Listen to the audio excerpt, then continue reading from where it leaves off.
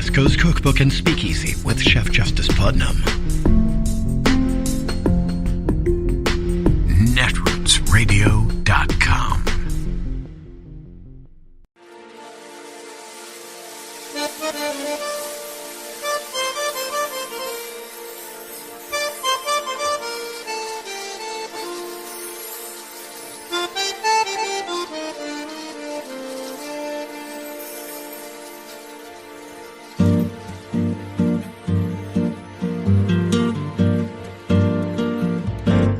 Je voudrais du soleil vert, des dentelles et des théières, des photos de bord de mer, dans mon jardin d'hiver. Je voudrais de la lumière, comme en Nouvelle-Angleterre. Je veux changer d'atmosphère, dans mon jardin d'hiver. Ma fleur sous la pluie de novembre, tes mains qui courent, je n'en peux plus de t'attendre. Les années passent, il est loin, là je tombe. Nul ne peut nous entendre.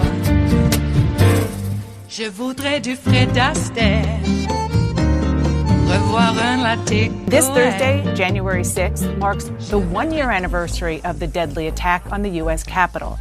Despite the months that have passed and hopes that the country might come together, the nation remains bitterly divided and influenced by the lies that instigated the attack a year ago.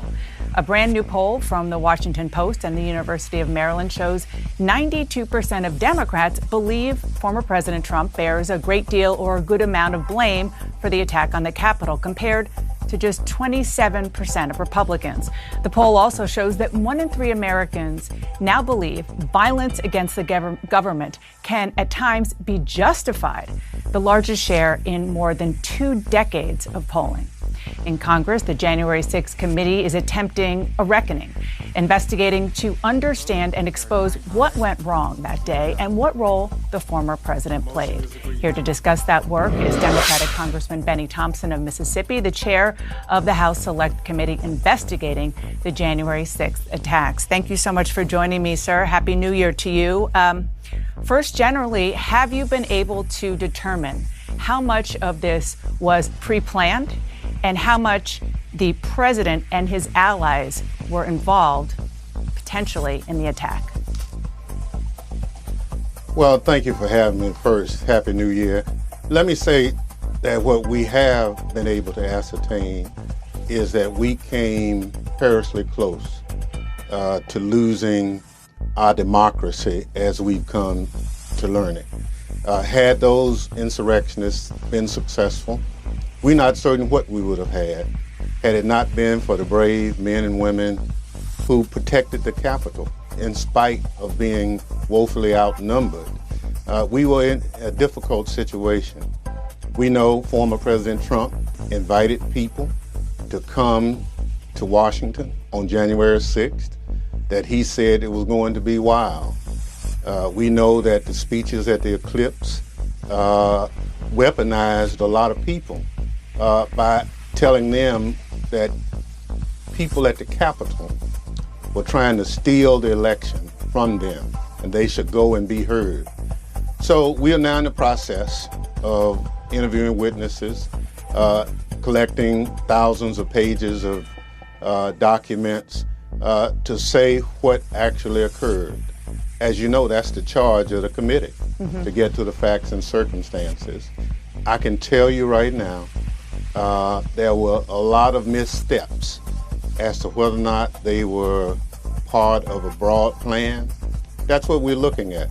But there are things in terms of communication between the Department of Defense and the National Guard, between state and local law enforcement, between intelligence gathering agencies, should not have been. And so we're looking at it, and that's part of the body of work that our committee is doing on a daily basis. Let's focus on the former president. You are narrowing in on those 187 minutes of inaction by then President Trump during the attack. You have testimony indicating that he was watching television coverage. You also believe he tried to tape a video several times on January 6th, telling his supporters to stand down. So what is on those tapes? And if you can tell us more about what you've learned about what he was doing during the attack. Well, part of what we are trying to get as a committee from National Archives is the exact records of what occurred on that day. The president has been in court trying to prevent us from having access to it. President Biden has said executive privilege does not apply. There have been 2 court cases that former President Trump has lost on that issue. And as you know, it's before the Supreme Court now. If we are successful, and we think we will be, we're convinced that we'll have access to those 187 minutes of whatever occurred. But the harm that I see is the President of the United States seeing the Capitol of the United States under siege by people he sent to the Capitol and did nothing during that time. Something's wrong with that. So we need to find out who was calling, who was texting, who was emailing during those 187 minutes to see whether or not that information will let us know if people were part of the problem. Do you think that lack of action on January 6th may actually warrant a criminal referral? Well, the only thing I can say is highly unusual for anyone in charge of anything to watch what's going on and do nothing. And is it criminal? We will, we don't know. We're in the process of trying to get all the information. But I can say if there's anything that we come upon as a committee that we think would warrant a referral to the Department of Justice, we'll do that. And that's our oath as members of Congress. So it's not just that, it's any of the other things we're looking at. If there's any confidence on the part of our committee that something criminal we believe has occurred, we'll make the referral. Let me just ask one more question about the former president and what he was doing or not doing as the Capitol was under attack. I know you're still trying to get the records, but you have spoken to a lot of people, maybe people we don't even know about. Have you learned from witness testimony more about what he was or wasn't doing? Yes, we have. We have significant testimony that leads us to believe that the White House had been told to do something. We want to verify all of it so that when we produce our report and when we have the hearings, the public will have an opportunity to see for themselves. But Dana, to be honest with you, what occurred on January 6th played out in full view of the American public and the world. And we want to make sure that that never, ever happens again. So we need to get it right. We need to get all the facts and circumstances, and that's what the committee's body of work is about doing at this point. Did or has the former president obstructed an official proceeding of Congress? Well, what he's doing is the typical Donald Trump modus operandi. He sues, he goes to court, he tries to delay. If he continues to be successful at delaying, obviously it inhibits the committee's work. We're doing a lot, but we have to have access to the records. President Biden has said executive privilege does not apply. So we think we will have access to a lot of the records necessary for us to complete our work. If we have access to the records, then former President Trump's wishes on delaying will have no bearing on our work.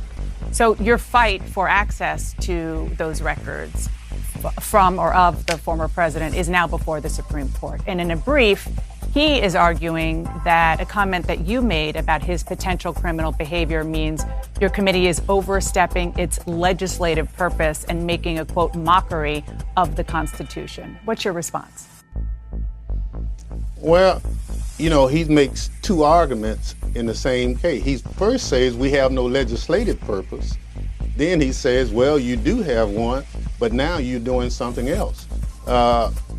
Former President Trump can't have it both ways. We have a legislative purpose. We take an oath of office as members of Congress.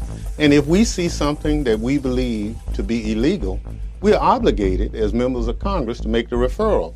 Now, after that, it's up to the Department of Justice to determine whether or not there's merit.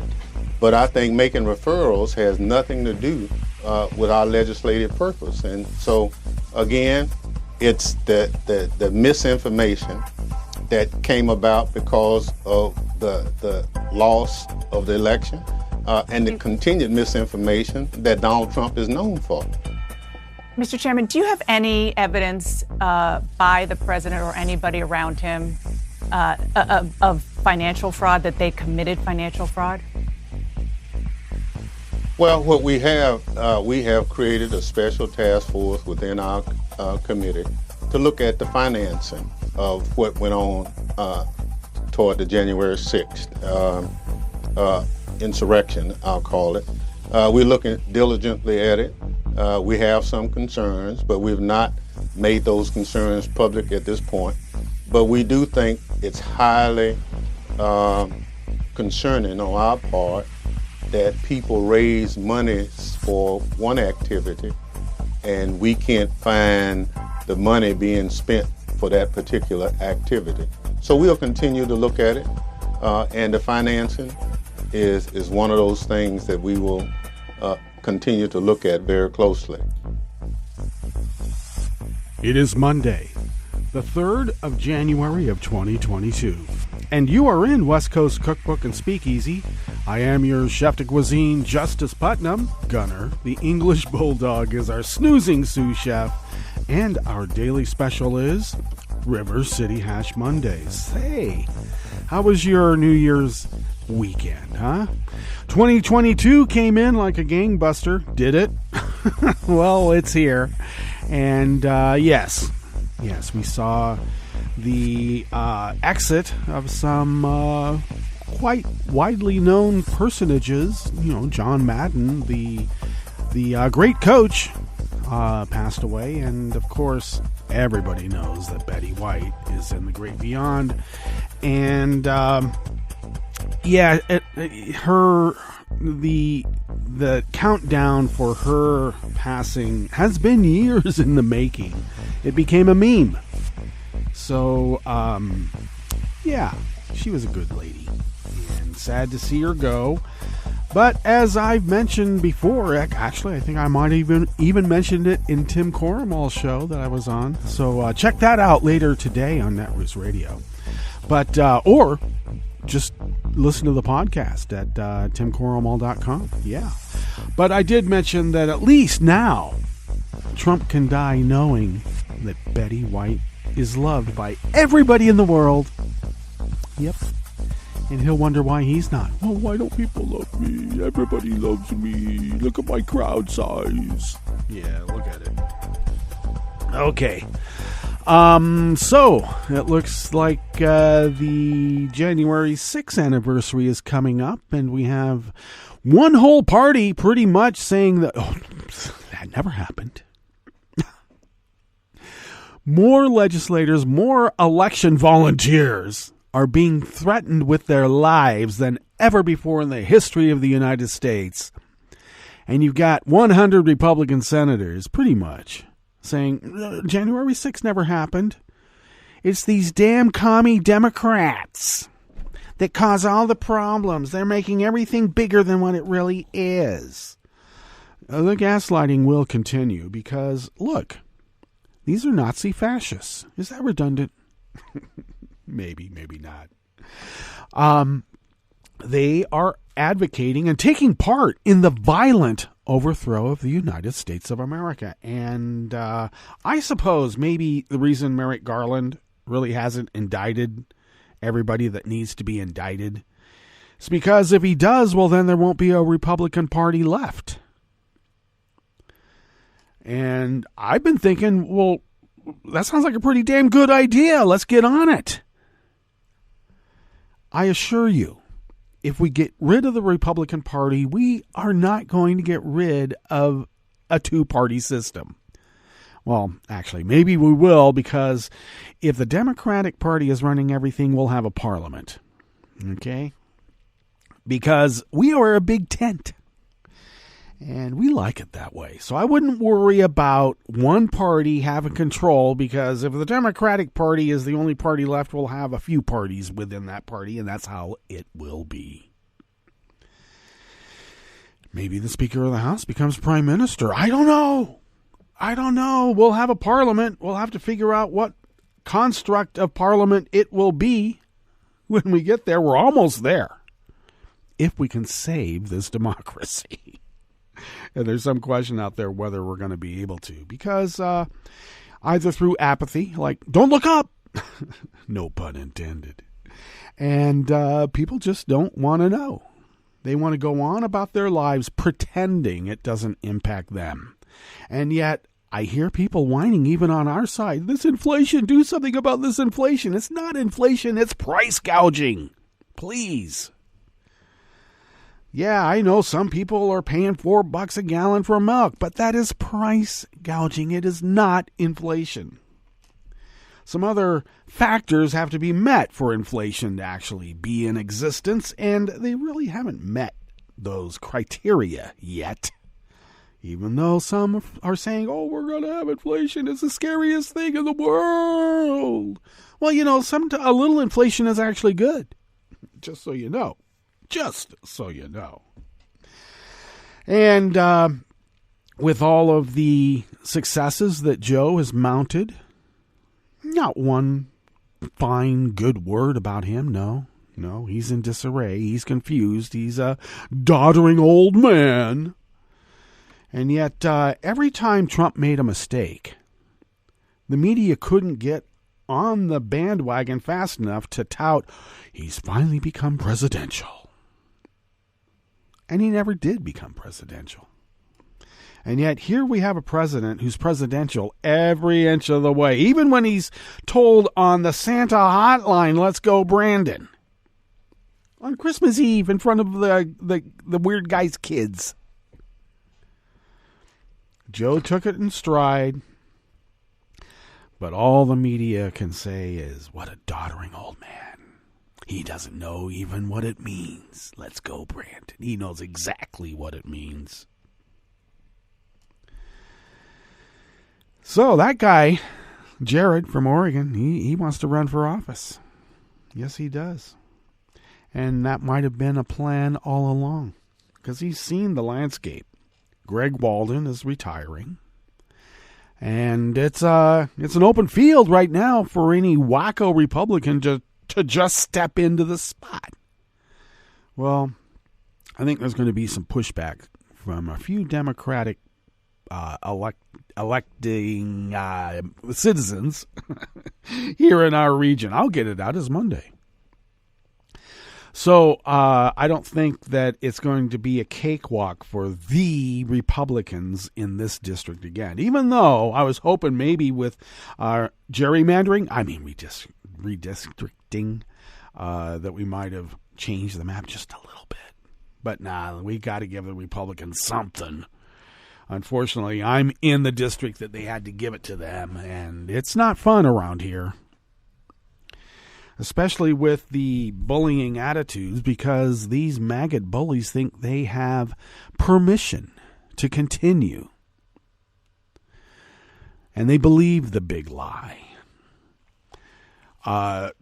We also have a spike in coronavirus infections and deaths in my county once again, and these maggots are so cavalier with my life and your life.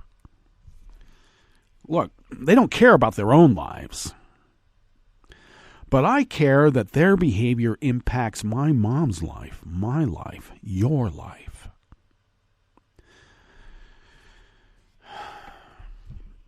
So how any type of disagreement might occur here in this region, as evidenced by, how about some local community Facebook pages? The one here in Rogue River will have COVID disinformation, pandemic denialist posts up for days and days and days, in violation of its own rules, by the way. As soon as a more reasonable science-based commenter comments, and I mentioned this before, I know it's getting old, but still, I need to say it. As soon as a science-based commenter makes a comment, that commenter is called out, and then the comments are turned off. They won't take the post down. At least not for a little while. They'll leave it up for a while longer, and then they'll take it down. Put one post up that shots are available at the main hospital in Medford, and you will be called a Satan worshiper and every type of comment in the world to deride you as a human being. And you will be called out by the administrator, and your post will be taken down forthwith.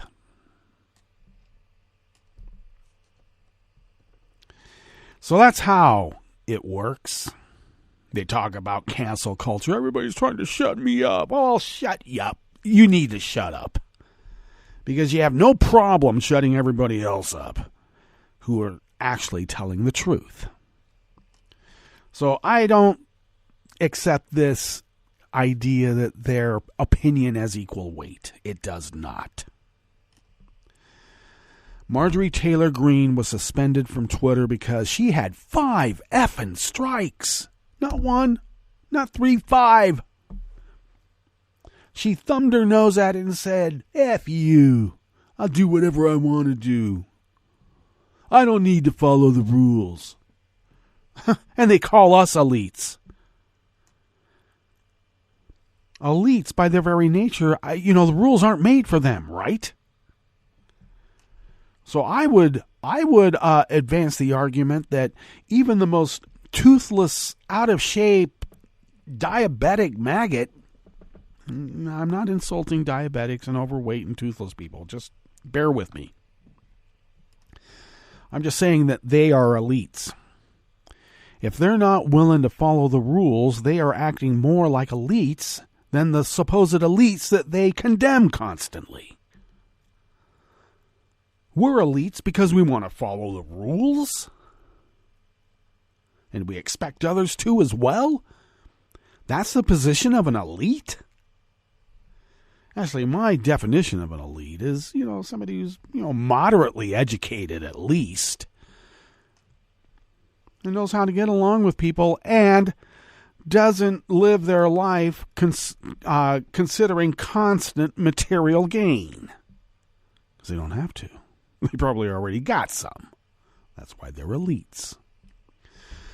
But elite in this construct are those who are unwilling to follow the rules, unwilling to be good neighbors, because it doesn't advance their self-interest, and I don't know what is more of a definition of an elite than that. We need to start naming it what it is. These neo-elites are Nazis and they are fascists. Quite interchangeable, actually. So we got quite a year ahead of us. Few days we're going to be marking the anniversary of January 6th. Their side will be celebrating the oncoming destruction of the United States of America and its representative democratic form of government. We will be marking it as the greatest assault on democracy since the Civil War. Some people say 1812, but I think it's like the Civil War mostly. They mark 1812 as the last time that the White House and the Capitol was breached, because that never happened during the Civil War. But a lot of the behavior we are experiencing now with the electeds, who are not being kicked out of office, by the way, for taking part in an insurrection in violation of the Constitution of the United States of America, incidentally, at least for now. Very same behavior as the Civil War. The same attempts at nullification. The same disrespect for those who don't want to use human beings as property to get the labor done. Our whole economy will collapse if we can't have forced servitude. Oh, really? So that's why people nowadays don't want to pay a living wage. All right. And then they get mad at us because we just bring up the fact that sounds a lot like plantation mentality. You're insulting me. Why should I be held responsible for what happened in the 1860s and the 1830s? Why? Because you're doing it now. You continue. Make people work for a pittance? All right. I can't continue my business unless I don't pay my help. Really? Well, maybe you shouldn't be in business then. All right. Well, we have gone on quite enough on our New Year rant. Why don't we get into the curated part of the show? Because we did spend some time to do that. Oh, I should mention... you know what? I'll save it for a little bit later. I'll give some inside baseball on what's happening here with the various aspects of infrastructure that keeps Netroots Radio broadcasting indeed. Well, in the curated part of the show, of course at the top, that was January 6th Committee Chairman Bennie Thompson. And he was asked if Trump's role in the assault on the U.S. Capitol is criminal. There's a lot of experts who say, damn right it is. On the rest of the menu, Defense Secretary Lloyd Austin has tested positive for COVID-19 and is experiencing mild symptoms. Let me tell you about mild. Mild means that you're not dying, okay? It doesn't mean that you feel good, all right? Oh, that's only mild symptoms. I can continue going about my day. Yeah, try it. The Select House Committee investigating the January 6th insurrection is preparing to go public. I just had to bring that up again, even though we had the clip at the top. And some more sad news. The last living parent of one of the black schoolgirls killed in the 16th Street Baptist Church bombing, in Birmingham, Alabama, Maxine McNair, has died at age 93. After the break, we move to the chef's table, where Sudanese Prime Minister Abdalla Hamdok is resigning after failing to restore the civilian government. The one that was toppled by a military junta. And the German foreign minister has withdrawn its nomination for historian Gideon Greif, or is it Greif, to receive the Order of Merit amid criticism of his work on a report that denies the genocide in Bosnia. All that and more on West Coast Cookbook and Speakeasy. Bon appetit.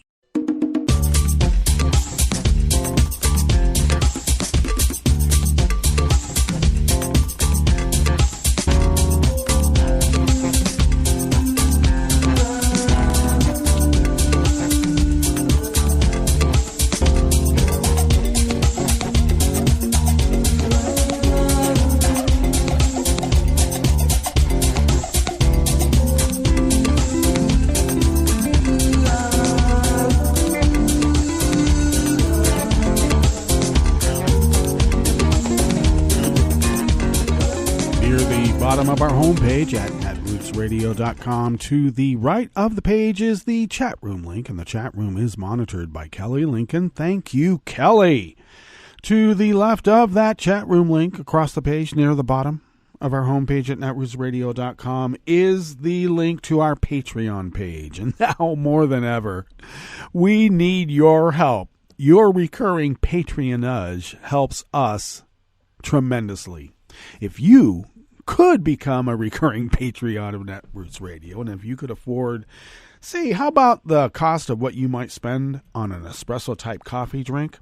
If you could afford to send those funds to us once a month, it helps us with the ever-increasing costs of our bills and also the continuous upgrading and maintenance, let alone upgrading. We have to maintain the system as well of our hardware and software, plus the continuous upgrades they keep imposing upon us.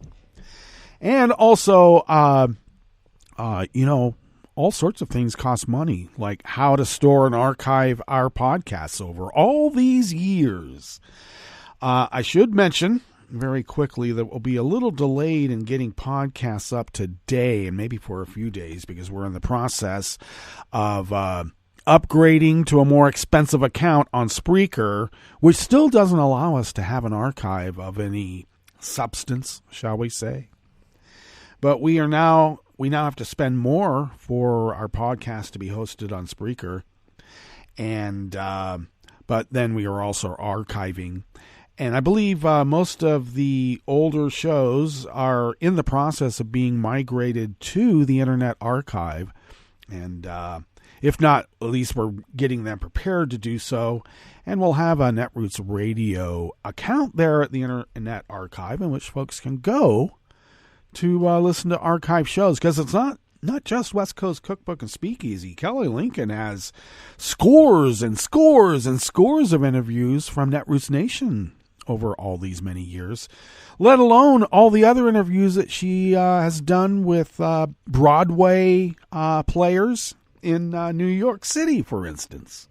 So we'll get all of that migrated from Spreaker, at least over to the Internet Archive, and then we'll have some sort of account at least to launch our podcasts before they get archived elsewhere. But if you, once again, could afford to send us the funds of what you might spend on an espresso-type coffee drink, it helps us pay our bills. And that Spreaker bill is a very important one since it is, well, it's the history of our station now, isn't it? Indeed. So thank you for your generosity over these many years. And thank you to those of you who will consider, hopefully, being so generous in the near future. Okay. Enough of that. But really, thank you for your generosity. And yeah, we need help. Darn it. If you would like to follow Netroots Radio on Twitter, do so at Netroots Radio. Tom takes care of that. And thank you, Tom. Thank you. Follow me on Twitter at Justice Putnam. I post the show notes and links diary on Daily Co's about 10 minutes before showtime. And then get that linked up on social media like Twitter. And the show notes and links obviously are where the real reportage is. So that's why it's there. All right.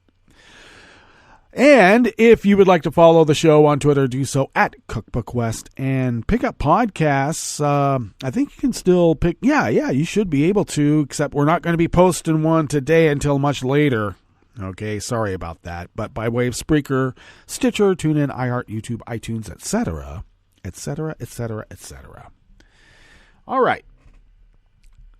This first offering here in the Bistro Cafe of West Coast Cookbook and Speakeasy is by anonymous staff at the Associated Press. Defense Secretary Lloyd Austin said yesterday, Sunday, he has tested positive for COVID-19 and was experiencing mild symptoms while quarantining at home. In a statement last night, Austin said he plans to attend key meetings and discussions virtually in the coming week, to the degree possible. He said Deputy Secretary Kathleen Hicks would represent him in appropriate matters. Austin said he last met with President Joe Biden on December 21, more than a week before he began to experience symptoms and had tested negative the morning of that day. I have informed my leadership team of my positive test result, as well as the president, Austin said. My staff has begun contact tracing and testing of all those with whom I have come in contact with over the last week.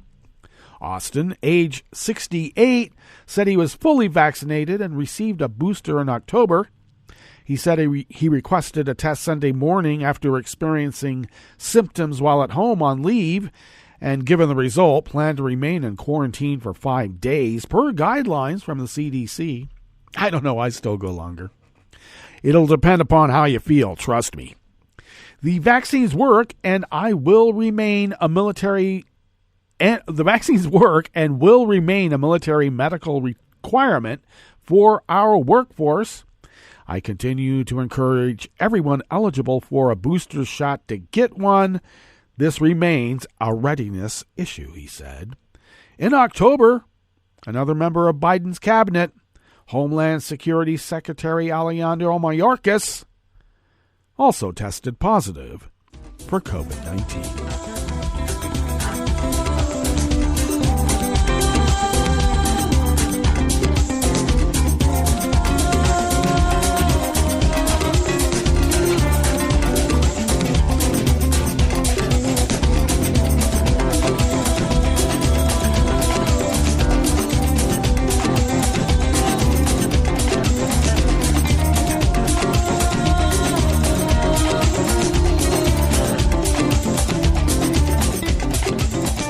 Claire Jelinek of the Associated Press brings us this next offering here in the Bistro Cafe of West Coast Cookbook and Speakeasy River City Hash Mondays. They've interviewed more than 300 witnesses, collected tens of thousands of documents, and traveled around the country to talk to election officials who were pressured by Donald Trump. Now, after 6 months of intense work, the House committee investigating the January 6th insurrection is preparing to go public. In the coming months, members of the panel will start to reveal their findings against the backdrop of the former president and his allies' persistent efforts to whitewash the riots and reject suggestions that he helped instigate them. The committee also faces the burden of trying to persuade the American public that their collusions are fact-based and credible, because the big lie has convinced about 71 million folks that, hey, up is down and down is up. But the 9 lawmakers, 7 Democrats and 2 Republicans, are united in their commitment to tell the full story of January 6th, and they are planning televised hearings and reports that will bring their findings out into the open. The goal is not only to show the severity of the riot, but also to make a clear connection between the attack and Trump's brazen pressure on the states and Congress to overturn Joe Biden's legitimate election as president. The full picture is coming to light, despite President Trump's ongoing efforts to hide the picture, said Wyoming Representative Liz Cheney, the committee's vice chairwoman and one of its 2 Republican members. I don't think there's any area of this broader history in which we are not learning new things, she said.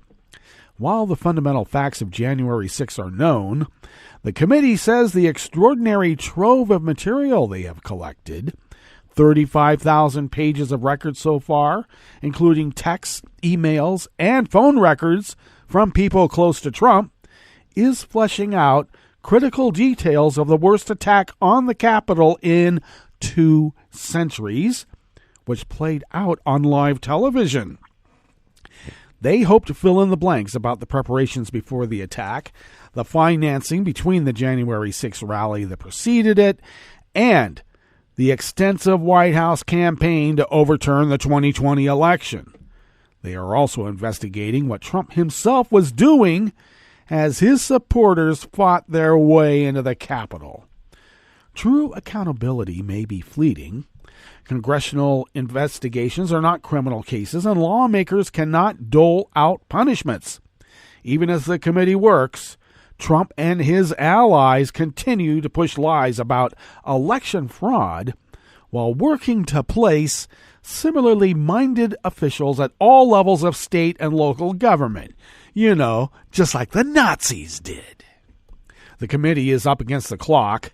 Republicans could disband the investigation if they win the House majority in November 2022 elections. The committee's final report is expected before then, with a possible interim report coming in the spring or summer.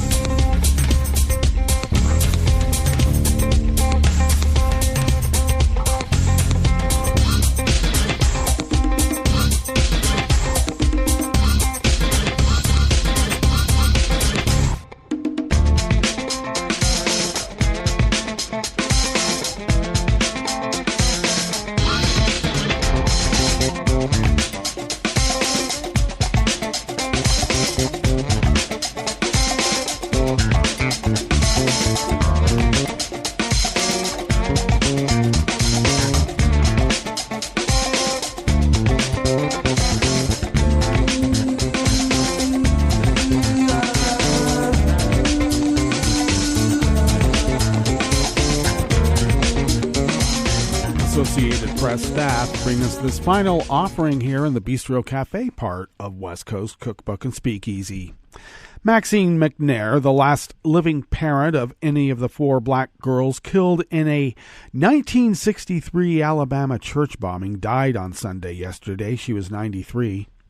McNair's family announced her death in a press release. A cause of death was not given. McNair's daughter, 11-year-old Denise McNair, was the youngest girl killed in the bombing of Birmingham's 16th Street Baptist Church, the deadliest single attack of the civil rights movement. Also killed were 3 14-year-olds, Addie Mae Collins, Carol Rosamond Robertson, and Cynthia Dion Wesley. 3 members of the KKK were eventually convicted in the case, the first in 1977 and 2 more in the early 2000s. Maxine McNair worked as a teacher for over 3 decades in Birmingham public schools. Her daughter, Lisa McNair, said she changed many lives through education and left a lasting legacy through the students she touched. Maxine McNair's husband, Chris McNair, died in 2019 at the age of 93. He was one of the first black members of the Alabama legislature since Reconstruction and a Jefferson County commissioner. Well, that brings us to our break, and when we get back from that break, we will go through weather from around the world, and we will finish up with the stories that we have curated for you today. You are listening to West Coast Cookbook and Speakeasy, and we will be right back.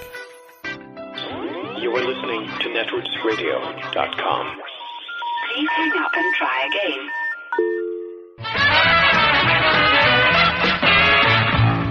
From a point at sea to the circles of your mind, a new force is at work for planetary transformation. New radio for a new Earth.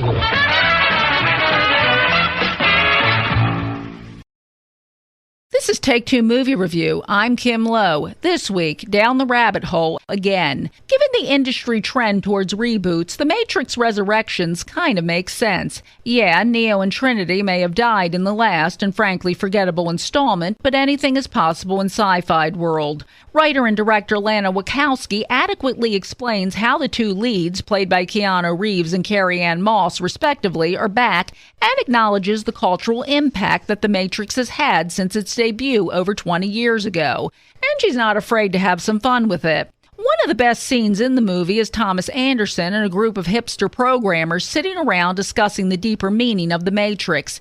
This time out, Thomas is a successful game programmer credited with having invented the most popular game of all time that, you guessed it, is called The Matrix. Not only is the hero called Neo, but there is also a Morpheus and a female hero called Trinity. Despite his success, though, Thomas can't help but feel that there is something off with his world. Is it even real? If all this sounds familiar, it is. Not only are Neo and Trinity back, but so are Morpheus and Agent Smith, albeit played by different actors, which feels confusing and is one of the major weaknesses of this one.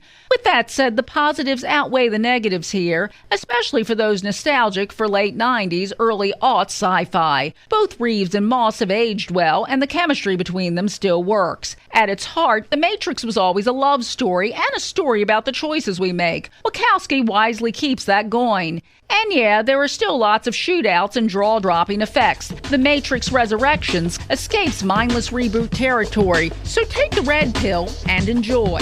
This has been Take Two Movie Review. I'm Kim Lowe. Catch up with us at TakeTwoMovieReview.com and feed us back on our channel on YouTube.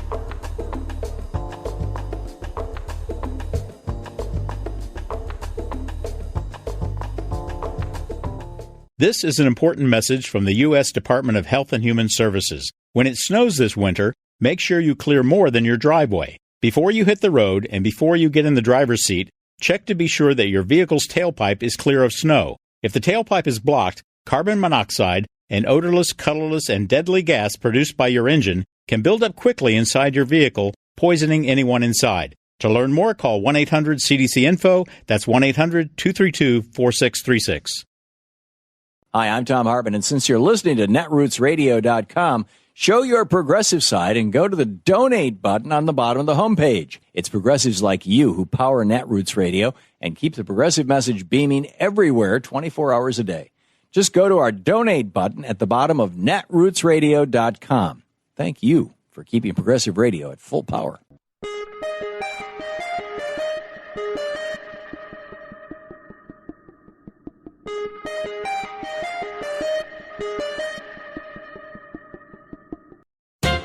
Can antibiotic medicines, long hailed as miracle drugs, be too much of a good thing? Yes. Two factors are at work here. First, bacteria, one of the earliest forms of life on Earth, are miracles in their own right, with a stunning ability to outsmart the antibiotic drugs through rapid evolution. Second is the rather dull inclination of us supposedly superior humans to overuse and misuse antibiotic medicines. Every time we take an antibiotic to kill some bad bacteria that is infecting our bodies, a few of the infectious germs are naturally resistant to the drug. So they survive, multiply, and become a colony of superbugs that antibiotics can't touch. Multiply this colony by the jillions of doses prescribed for everything from deadly staph infections to the common cold, and we get the, quote, antibiotic paradox. The more we use them, the less effective they become, for they're creating a spreading epidemic of immune superbugs. A big cause of this is the push by drug companies to get patients and doctors to reach for antibiotics as a cure-all. For example, millions of doses a year are prescribed for children and adults who have common colds, flu, sore throats, etc. Nearly all of these infections are caused by viruses, which cannot, repeat, cannot be cured with antibiotics. Taking an antibiotic for a cold is as useless as taking a heart drug for heartburn. The antibiotics will do nothing for your cold, but it will help establish drug-resistant superbugs in your body. That's not a smart trade-off. This is Jim Hightower saying, in fact, it's incomprehensibly stupid. Antibiotics are invaluable medicines we need for serious, life-threatening illnesses, but squandering them on sore throats has already brought us to the brink of superbugs that are resistant to everything. That's the nightmare of all nightmares. Welcome to 60 Second Civics, the daily podcast of the Center for Civic Education. I'm Mark Gage. In the American colonies, the right to vote followed the British model. Only free adult males who owned a certain amount of property could vote. This was because it was assumed that only property owners, called freeholders, would have a strong enough interest in the well-being of their communities and enough financial independence to be free from manipulation. Connecticut's qualification might sound funny to modern Americans. In order to vote, a man had to demonstrate maturity in years, quiet and peaceable behavior, a civil conversation, and 40 shillings freehold, or 40 pounds personal estate. Voting requirements changed with the American Revolution, which began in 1776. Pennsylvania, for example, began allowing tax-paying adult men to vote. New York also liberalized voting with its 1777 Constitution. New Jersey briefly allowed adult women to vote if they owned a certain amount of property. The catch was that if the woman were married, her property would normally be considered to belong to her husband. In any case, the law in New Jersey was changed in 1807 to exclude women. Roughly half of the newly independent states adhered to the earlier, more conservative suffrage practices. Nevertheless, it was easier for adult white men to qualify to vote in the United States than in Britain. That's all for today's podcast, 60 Second Civics, where civic education only takes a minute.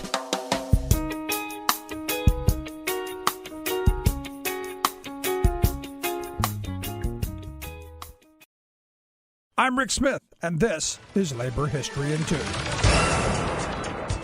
This date in 1931 was a day that helped to bring the hunger and poverty caused by the Great Depression to the attention of the nation.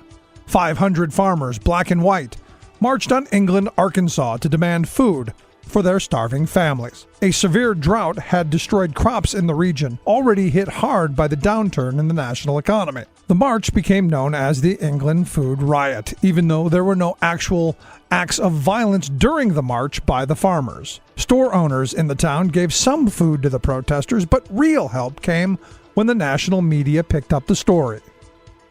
People across the nation read about the farmers in Arkansas and saw pictures of their hunger. They sent help. The story also caught the attention of the famous cowboy and humorist Will Rogers. Rogers had a very popular syndicated newspaper column. He used his column to bring attention to what was happening in Arkansas. Rogers wrote, "You let this country get hungry, and they are going to eat. No matter what happens to budgets, income taxes, or Wall Street values, Washington mustn't forget who rules when it comes to a showdown."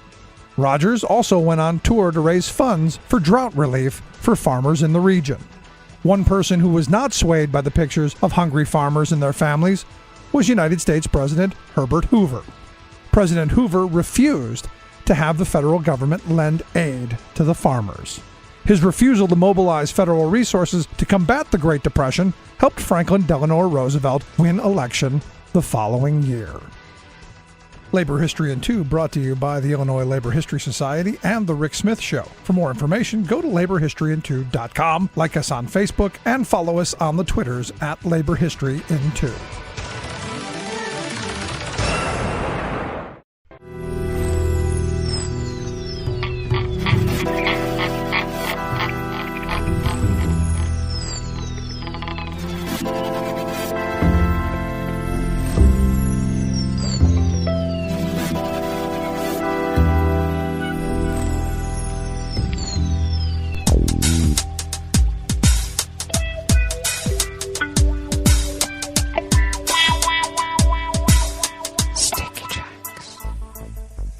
Thank you for accompanying us here to the Chef's Table at West Coast Cookbook and Speakeasy River City Hash Mondays.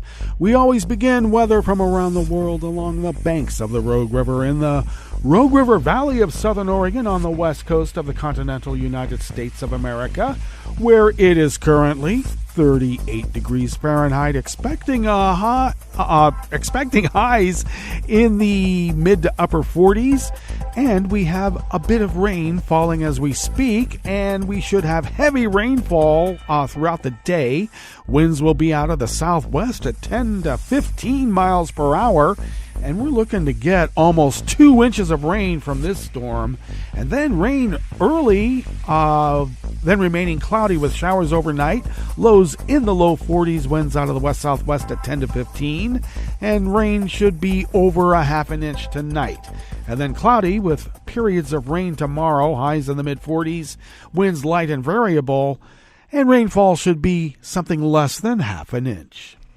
Confirmed cases of coronavirus have not been updated. Our numbers stand now at 266,040 infections, and our deceased remain at 390. Updates should be coming towards the middle of the week. Pollen is rated as none outside the window in Rogue River proper. The air quality index is good for the region at 34 parts per million, and the daytime UV index is low at level 1. Barometric pressure is rising at 29.71 inches. Visibility is at 7 miles, and relative humidity is at 78%. It seems like it should be 100 because it's raining right now. Who knows what that means? Weather from around the world is brought to you by a crowd of crowdsourced weather stations that a crowd crowdsources from around the world. London is 52 and mostly cloudy. Paris is 53 with rain. Rome is 57 and mostly cloudy. Kyiv is 44 and cloudy. Kabul is 32 degrees with snow. Hong Kong is 60 degrees and clear. Tokyo is 40 degrees and clear.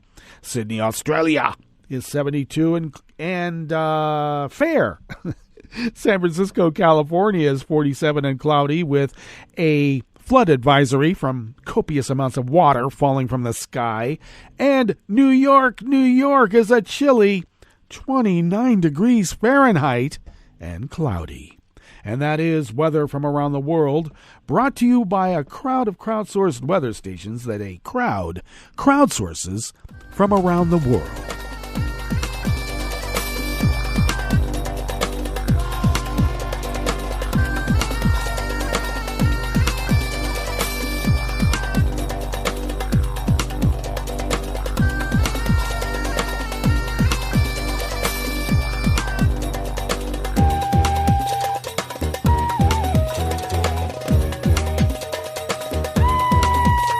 Staff at Reuters brings us this first amuse-bouche here at the chef's table at West Coast Cookbook and Speakeasy.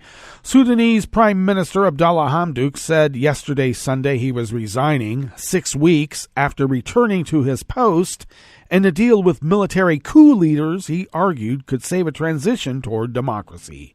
Hamdok, who had failed to name a government as protests continued against the military takeover in October, said a roundtable discussion was needed to produce a new agreement for Sudan's political transition. The announcement throws Sudan's political future even deeper into uncertainty 3 years after an uprising that led to the overthrow of longtime leader Omar al-Bashir. An economist and former UN official widely respected by the international community, Hamdok became prime minister under a power-sharing agreement between the military and civilians following Bashir's overthrow. Ousted and placed under house arrest by the military during the coup on October 25th, he was reinstated in November. But the deal for his return was denounced by many in the civilian coalition that had previously supported him and by protesters who continue to hold mass demonstrations against military rule.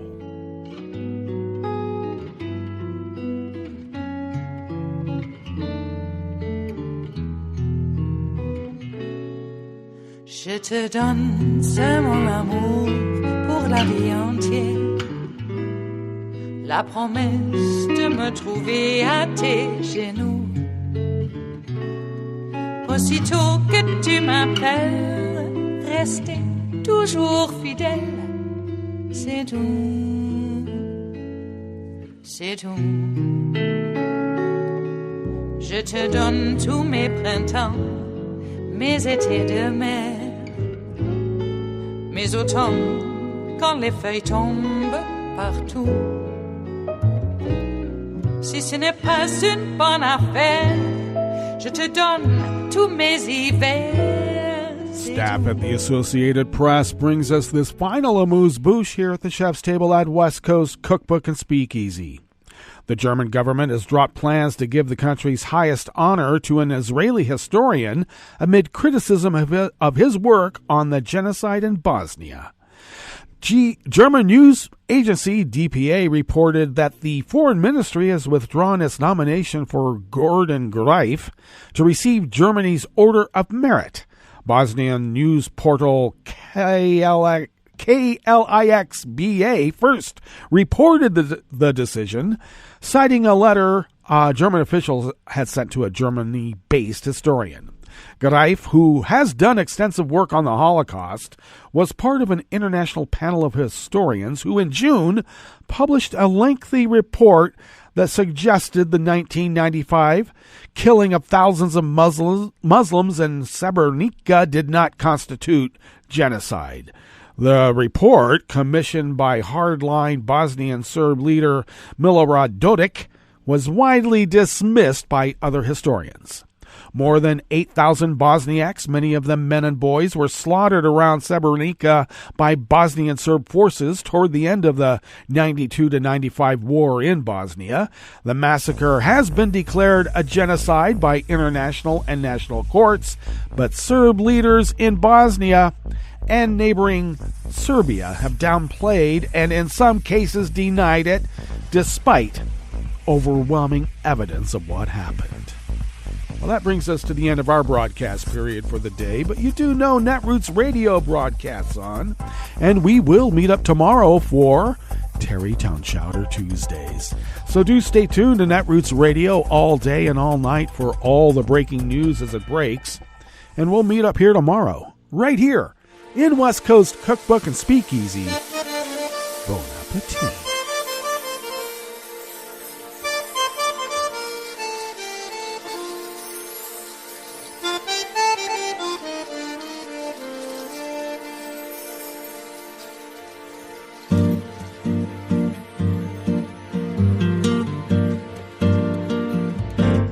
Je voudrais du soleil vert, des dentelles et des théières, des photos de bord de mer, dans mon jardin d'hiver. Je voudrais de la lumière, comme en Nouvelle-Angleterre. Je veux changer d'atmosphère, dans mon jardin d'hiver. À fleurs, sous la pluie de novembre, tes mains qui courent, je n'en peux plus de t'attendre. Les années passent, qu'il est loin, là je tombe. Nul ne peut nous entendre. Je voudrais du Fred Astaire, revoir un latte coère. Je voudrais toujours te plaire dans mon jardin d'hiver. Je veux déjeuner par terre, comme au long de golfe clair. T'embrasser les yeux ouverts dans mon jardin d'hiver.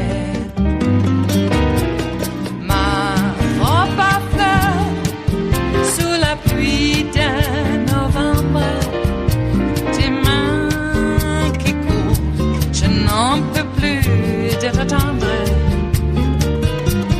Les années passent, il est loin, là je tombe. Nul ne peut nous entendre. Ba-da-da-dum-di-da-dum. Ba-da-da-dum-di-da-dum. Ba-da-da-dum-di-da-dum. Dans mon jardin d'hiver. Ba-da-da-dum-di-da-dum.